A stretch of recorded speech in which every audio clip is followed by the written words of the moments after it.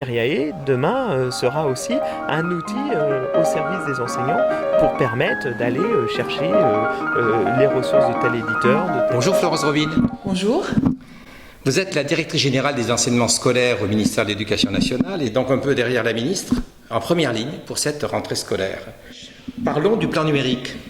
Comment ce plan s'intègre-t-il dans la réforme du collège? Pour moi, il en est un morceau absolument essentiel et cohérent.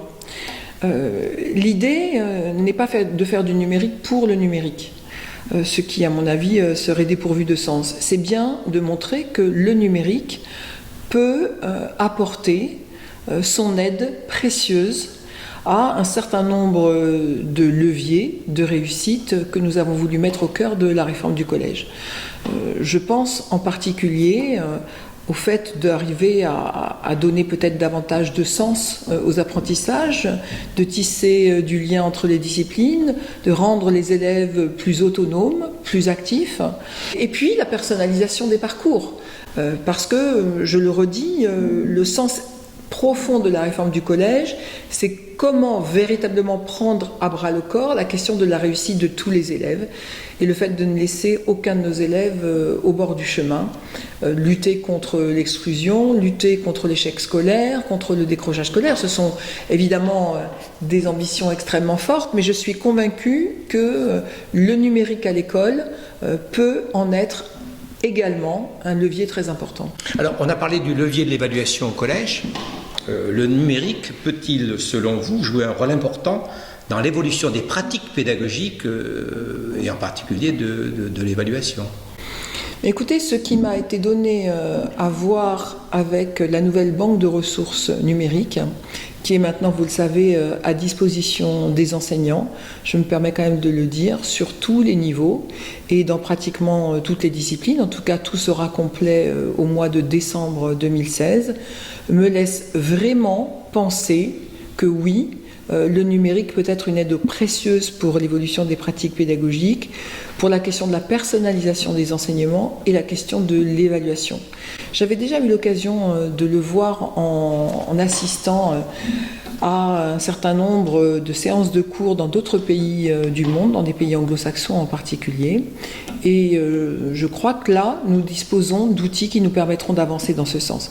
En fait, de quoi s'agit-il? Il s'agit d'être au plus près des besoins des élèves et d'avoir une vraie adaptation en temps réel finalement de la manière de faire cours. Je pense que si, et c'est notre cas, nous sommes convaincus que le collège unique est absolument essentiel comme creuset de la nation pour accueillir tous nos élèves, nous sommes aussi convaincus qu'il est nécessaire de faire attention à chaque élève et que chaque élève ne progresse pas au même rythme, ne rencontre pas les mêmes difficultés.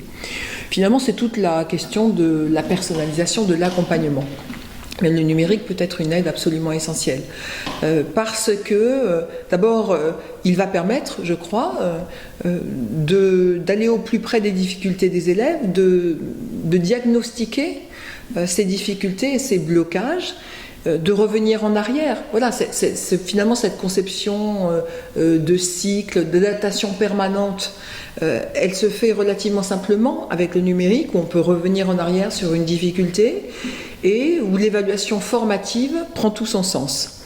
Je crois que c'est vraiment une aide aussi aux enseignants pour concevoir différemment leurs cours, pour être capable d'utiliser tous les moyens qui existent, les vidéos, les schémas, voilà, les graphiques, le travail personnel de l'élève mis en cohérence, et que là, nous avons vraiment un cap qui est franchi dans de nouveaux gestes pédagogiques. Le numérique s'affranchit totalement de l'espace et du temps. Oui, travaille je crois qu'on avant, peut le on dire travaille comme ça. après, et donc jouer sur la temporalité en s'affranchissant du temps et de l'espace, c'est peut-être la force. Oui, je crois que on a une étape qui est vraiment décisive. Là, vous avez raison de le dire. La salle de classe n'est plus limitée par les murs de la salle.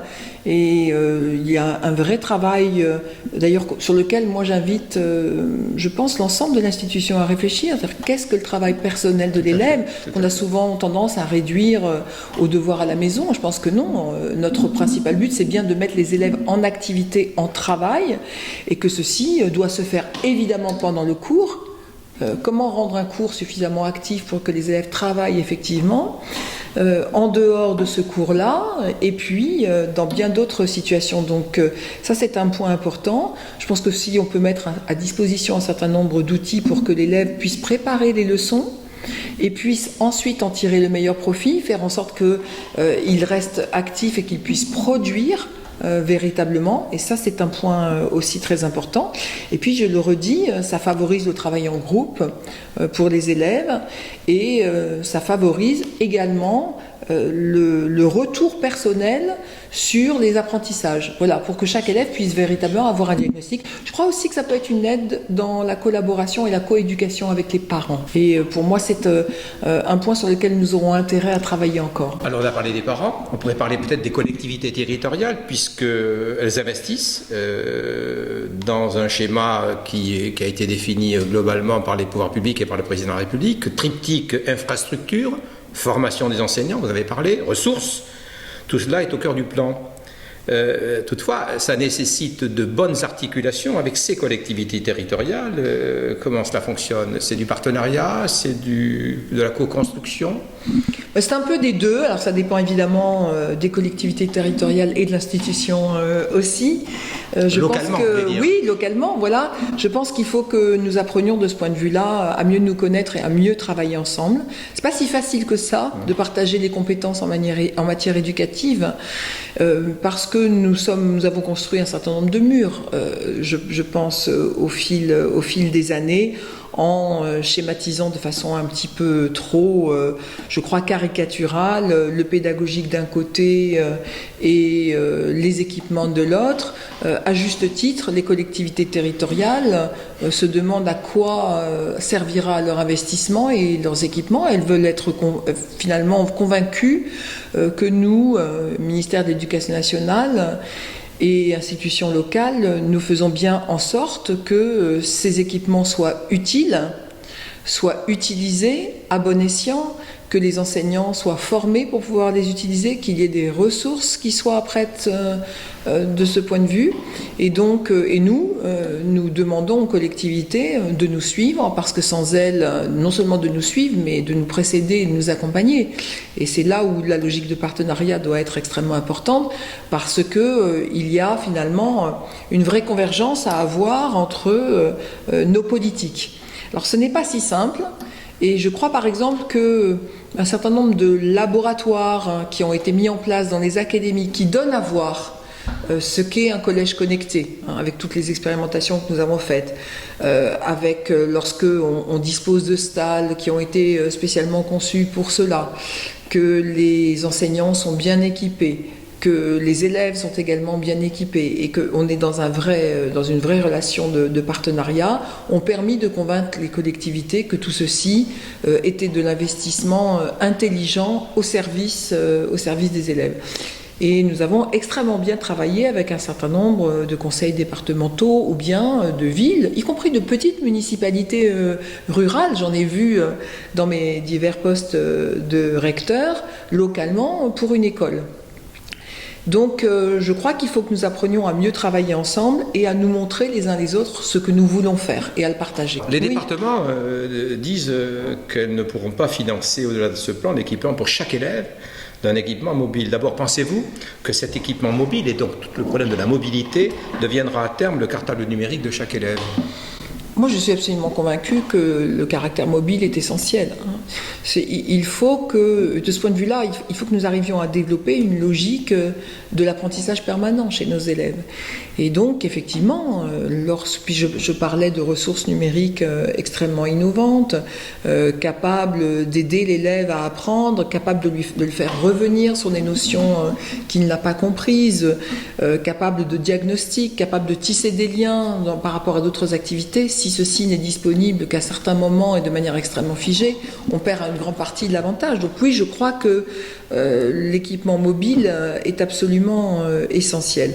Alors on peut imaginer diverses solutions qui vont de la mise à disposition d'équipements mobiles pour une classe qui va suivre finalement la classe en question dans tous ses déplacements, jusqu'à des équipements personnels comme cela se passe dans un certain nombre de collectivités. Voilà, il faut y réfléchir. Je pense qu'on construira aussi et on convaincra en démontrant concrètement l'intérêt pour les élèves et que les collectivités qui s'y sont lancées ont vu finalement un usage intelligent et performant de ces matériels. Mais je suis bien consciente que cela pose un certain nombre de difficultés, y compris budgétaires. L'ADF, l'Association des départements de France, imagine d'autres solutions et elles sont aussi imaginées dans l'institution comme le Bring Your Own Device, le BIOD. N'est-il pas temps de mettre l'école et donc le code de l'éducation en adéquation avec la réalité de vie de nos élèves en autorisant l'usage du smartphone en classe quand on sait qu'aujourd'hui le téléphone portable est interdit. Alors on peut faire la différence bien sûr entre le smartphone et le téléphone portable. Quel est votre point de vue là-dessus? C'est une question difficile. C'est une question mais je m'étais promis de vous la poser quand même. Je ne veux pas vous poser que des questions faciles. Vous avez raison. C'est une question difficile parce que ça heurte un certain nombre de conceptions et de sensibilités. Donc il faut qu'on y avance assez prudemment. Beaucoup d'autres pays sont allés dans cette direction. Moi, je crois que c'est une piste qu'il faut creuser. Je crois que c'est une piste qu'il faut creuser, d'abord pour des questions budgétaires, vous l'avez dit, et puis parce que le téléphone portable, plus exactement, vous l'avez dit, le smartphone, est rentré dans les mœurs et dans la vie de la plupart de nos élèves, et que moi j'aimerais bien qu'ils se rendent compte qu'ils ont un équipement extrêmement puissant. Tout le monde sait qu'à l'heure actuelle, un téléphone portable a plus, ou un smartphone a plus de capacité en termes de mémoire que l'ordinateur qui a permis d'envoyer la sonde Voyager dans l'espace. Voilà, et que le moindre ordinateur dont je disposais quand j'étais étudiante, et si ça pouvait de temps en temps, cette puissance-là, être mise au service de l'intelligence et de la connaissance et des apprentissages, je pense qu'on ouvrirait des portes intéressantes pour montrer à nos élèves qu'on peut se servir de façon plus subtile, peut-être, de cet outil que ce qu'ils n'en font usuellement. Donc voilà, je pense que c'est quelque chose qui n'est pas simple, qui heurte un certain nombre de conceptions, qui peut inquiéter aussi un certain nombre de familles, et que de ce point de vue-là, il s'agit de mettre des limites claires.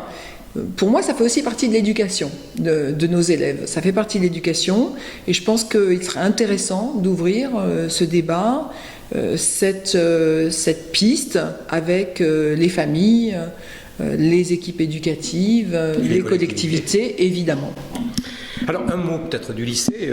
Le président de la République a indiqué récemment que la réforme du lycée se profile. Il y a quand même des nouveautés cette année sur le champ du numérique dans les lycées. En quelques mots. Il y a beaucoup de nouveautés à l'heure actuelle dans les lycées. Beaucoup de nouveautés, en particulier dans les lycées professionnels, qui de tout temps ont été toujours assez innovants dans le domaine pédagogique, comme dans beaucoup d'autres domaines. Puisque vous parlez de numérique, vous savez bien qu'à l'heure actuelle, la question de la réalité virtuelle, la réalité augmentée, est quelque chose qui est vraiment beaucoup travaillé dans les lycées professionnels. Entre les jeunes avec Pokémon Go, mais enfin ceci étant, dans les lycées professionnels, c'est autre chose. C'est un peu autre chose quand même, ça sert à mieux comprendre et à mieux finalement palper, je le dis comme ça, la réalité du monde économique et du monde industriel, y compris sur des équipements que, à l'évidence, on ne peut pas faire venir dans les établissements scolaires. Voilà, je crois qu'il y a beaucoup de choses qui se passent du point de vue du numérique et nous y travaillons énormément. Et puis, globalement, il y a des avancées tout à fait intéressantes dans les lycées depuis quelques années, qu'il conviendra certainement de mettre un peu en cohérence avec la réflexion globale, c'est-à-dire que il va falloir quand même se poser la question de la cohérence du parcours des élèves depuis l'école jusqu'à l'université, en passant évidemment par le lycée. Il s'agit d'une cohérence à la fois en amont avec le collège tel qu'il est défini à l'heure actuelle et d'une cohérence en aval sur lequel nous nous sommes insuffisamment penchés, à mon goût, c'est-à-dire dans finalement l'engagement dans l'enseignement supérieur.